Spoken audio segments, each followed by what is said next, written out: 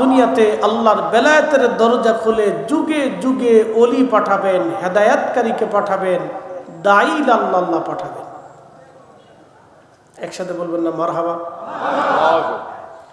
আচ্ছা বলেন তো, আপনারা আজকে আমার পীর ভাই যারা আছেন তারা এখানে একত্রিত হয়েছেন কার উসিলায়? হুজুর কেবলার উসিলায়।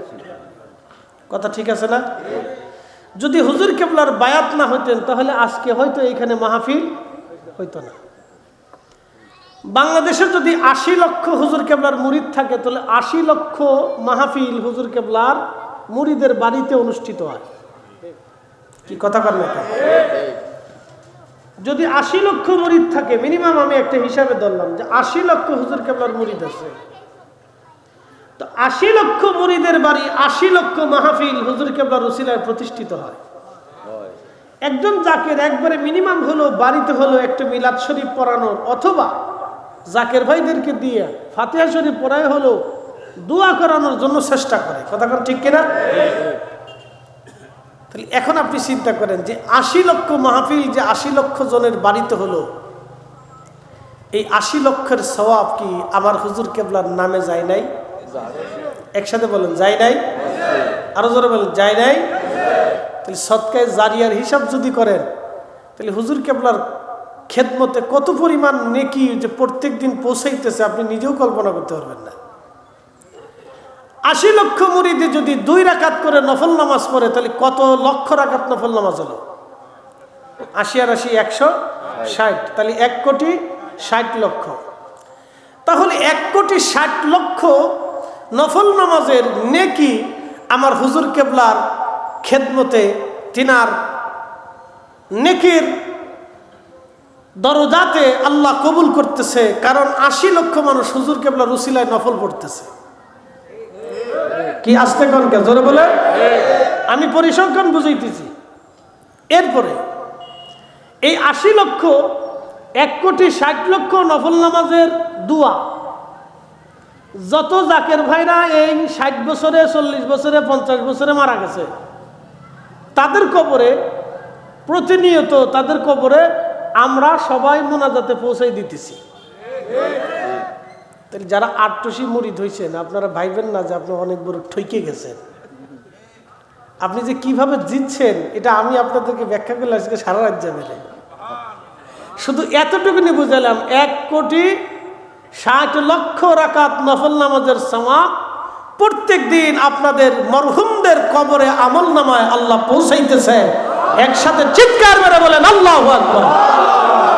এই জন্য হাতি বাঁচলেও লাগ, মরলেও লাগ। বুঝে যান। আপনি আপনাকে শুধু এতটুকুন পরিসংখ্যান দিলাম, এখানে আর শেষ না, আরো আছে। ফাতিহা শরীফ প্রত্যেক দিন কয়বার চলে? জোরে বলেন। ফজরে, মাগরিবে। আচ্ছা, আমি একবারই ধরলাম, ২ বার ধরলাম না, অনেকের কাজা হয়, পড়ে না, ছুটে যায়। ৮০ লক্ষ মানুষ প্রত্যেক দিন যদি একবার ফাতিহা পড়ে ৪ খতমের কোরআনের নেকি হয়। আল্লাহর নবী বললেন আল ফাতিহাতু উম্মুল কোরআন, সূরা ফাতিহা হলো কোরআনের মা। সূরা ফাতিহার এত বরকত, পুরা কোরআন শরীফে যত বরকত সূরা ফাতিহার ভিতরে আল্লাহ তত বরকত দিয়ে রাখছে। আল ফাতিহা উম্মুল কোরআন, সূরা ফাতিহা হলো কোরআনের মগজ, কোরআনের মা।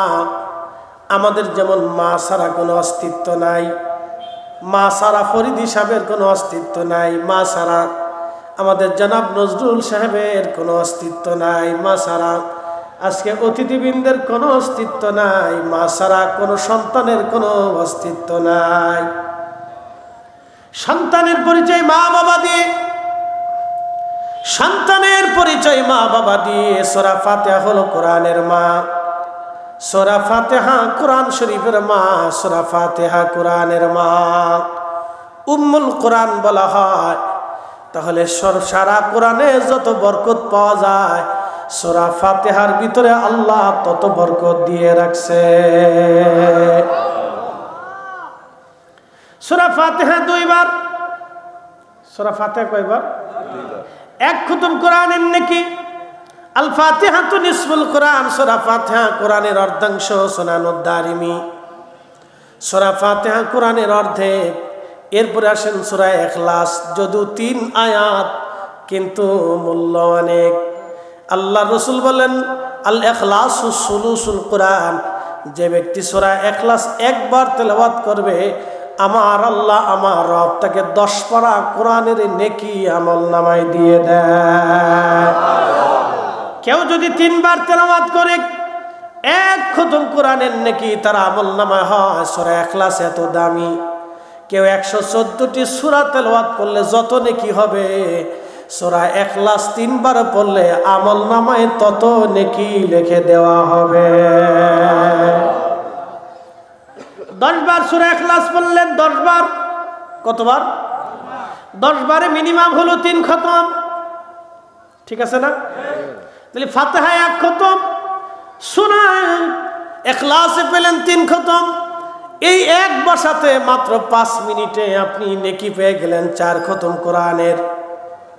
4 খতম কোরআনের নেকি যখন হয়ে গেল, বলেন 80 লক্ষ মানুষ যদি একবার করে সূরা ফাতিহা তেলাওয়াত, একবার করে ফাতিহা শরীফ তেলাওয়াত করে, তাহলে 80 লক্ষ আর 60 দিয়ে 4 8 32, 3 কোটি 20 লক্ষ কোরআনের নেকি আমার হুজুর কেবলার আমল নামায় আল্লাহ পৌঁছায় দেয়। চিৎকার করে জোরে বলেন আল্লাহু আকবার। তাহলে বলেন আমার পীরের মর্যাদা কি এখন কমতেছে না বাড়তেছে? কত গুণে? 70 গুণে। একসাথে বলেন আল্লাহু আকবার। আমার পীরের মর্যাদা কি বাড়তেছে না কমতেছে? একসাথে বলেন বাড়ে না কমে?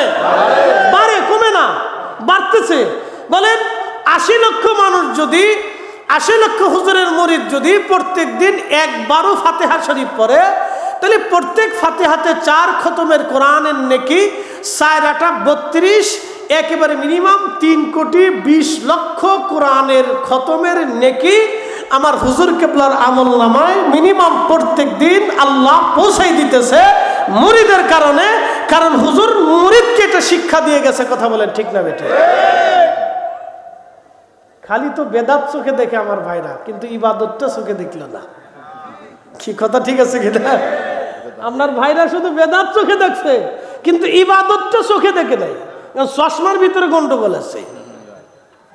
চশমা কালা হলে দুনিয়া কালা দেখা যায়, চশমা লাল হইলে দুনিয়া লাল দেখা যায়, চশমা সুন্দর হইলে দুনিয়া সুন্দর দেখা যায়।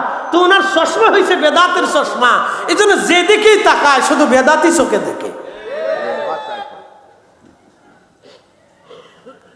পরিসংখ্যান দিচ্ছি।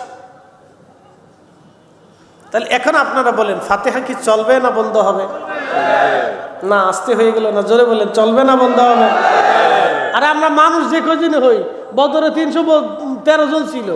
মুসলমানদের বিজয় হয়েছে না পরাজয় হয়েছে? সংখ্যা দিয়ে মুসলমানের বিজয় কোনোদিন হয় না।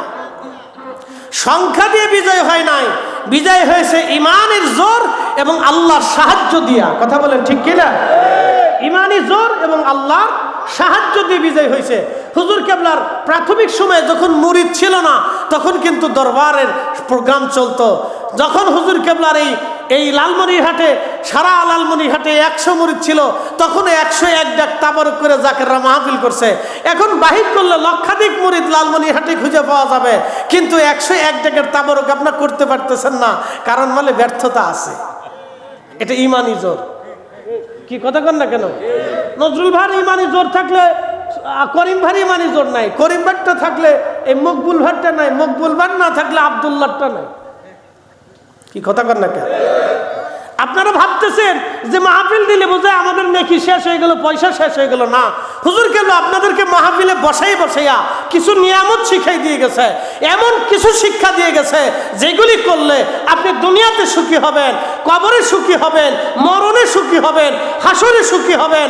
আপনার সুখ দুনিয়াতে ঘুমায়ে ঘুমায় সুখী হবেন। শোনেন, মানুষের হাজার হাজার কোটি টাকা আছে কিন্তু সুখ নাই। আছে না ভাই? এরকম বহু আছে বাংলাদেশে, হাজারে হাজারে হাজারে হাজারে আছে, সুখ নাই। সুখটা আল্লাহর জিকির থেকে আসে। এই জন্য আপনাদেরকে জিকিরের সবক দিত, জিকিরের তালিম হুজুর কেবলা জান দিতেন। প্রিয় উপস্থিতি, লালমনিরহাটবাসী খুব মনোযোগের সাথে শুনে যাবেন। দূরে যারা আছেন, বাহিরে যারা আছেন, তারা ভিতরে চলে আসবেন। কথাগুলি শুনে যান, এটাকে বলা হয় সদকায়ে জারিয়া। আল্লাহর নবী বলেন, প্রশ্ন রাখতে পারেন ফরিদি হুজুর, সদকায়ে জারিয়া আমি ইবাদত করলে, ফাতিহা পড়লে হুজুর কেবলা কেন পাবে? ঠিক আছে না? আজকে মাহফিল যারা দিলেন, যারা টাকা দিলেন, যারা সহযোগিতা করলেন, এই মাহফিলে ফাতিহা শরীফ পড়া হয়েছে, নফল নামাজ হয়েছে, মাগরিবের নামাজ হয়েছে, এশার নামাজ হয়েছে, মাহফিল হচ্ছে, জিকির চলতেছে, কোরআন হাদিসের আলোচনা চলতেছে, দোয়া হবে। 1 টাকা দিয়েও যে ব্যক্তি শরীক হয়েছে, সমপরিমাণ নেকি আল্লাহ তাআলা আমলনামায় দিয়ে দিবে। একবার জোরে বলা যাবে কি মারহাবা? কোন ব্যক্তি যদি নেক কাজের জন্য সাহায্য করে, একজন ব্যক্তি বেনামাজি, আপনি তাকে বুঝায় বুঝায় মসজিদে নিয়ে গেলেন, তার নামাজ হোক বা না হোক, আপনার আমল নামায় আল্লাহ কবুল নামাজের নেকি লিখে দেবে। আরেকটু বুঝাই, মাহে রমজানে আপনাদের দেশে মসজিদে মসজিদে ইফতারির ব্যবস্থা আছে কিনা? নাই। অনেক মসজিদে আছে, যে এলাকার এই যদি ধরেন 30 ঘর থাকে বা ওই মহল্লাতে 100 ঘর থাকে, তাহলে কে ইফতারি দিবেন, প্রথম রোজায়, দ্বিতীয় রোজায়, তৃতীয় রোজায়, সবাই হিসাব করে এইভাবে ইফতার দেয়। একদিনে 2 জনের ভাগেও পড়ে, 3 জনের ভাগেও পড়ে, আবার একজনও একাও নেয়। সামর্থ্যবানরা তারা একাই দেয়, যে আমি মসজিদে এই 15 রোজাতে আমি একাই